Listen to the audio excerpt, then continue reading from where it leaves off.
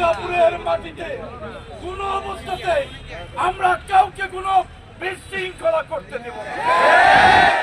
BNP নেতা কর্মীদের উপর যদি কখনো কেউ হামলা করার চেষ্টা করে তার উপযুক্ত জবাব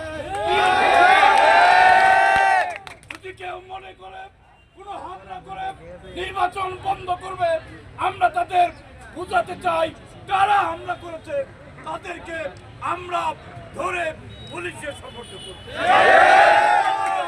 ভেঙে দাও গুড়িয়ে দাও সন্ত্রাসীদের কালো হাত, ভেঙে দাও গুড়িয়ে দাও সন্ত্রাসীদের রাস্তানা, ভেঙে দাও গুড়িয়ে দাও।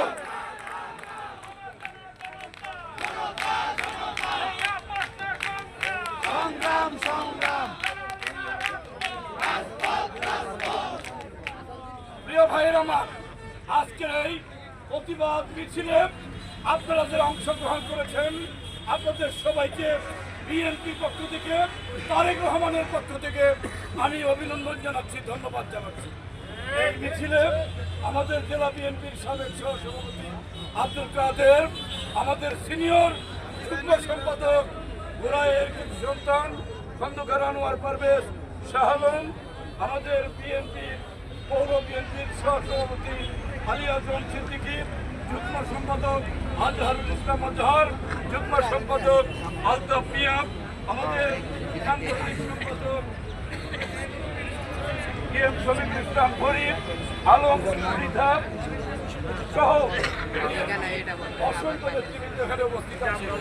দরদপুর ইউনিয়ন পরিষদের চেয়ারম্যান আজিজ রেজা, সাবেক চেয়ারম্যান শাহিদ আনোয়ার সহ বাবুল বক্সি, আনাইতলার সাবেক চেয়ারম্যান বাবুল বক্সি সহ অনেক চেয়ারম্যানবৃন্দ আমাদের মাঝে আছেন। প্রশাসনের ভাইয়েরা এখানে উপস্থিত আছেন।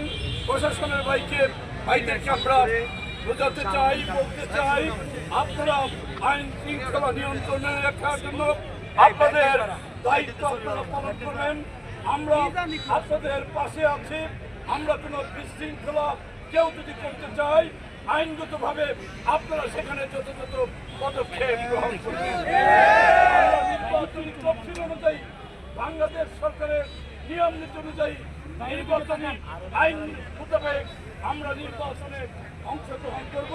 ধানের শীষের মির্জাপুরের জনগণ, ধানের শীষের পরিবার একত্র হয়ে আগামী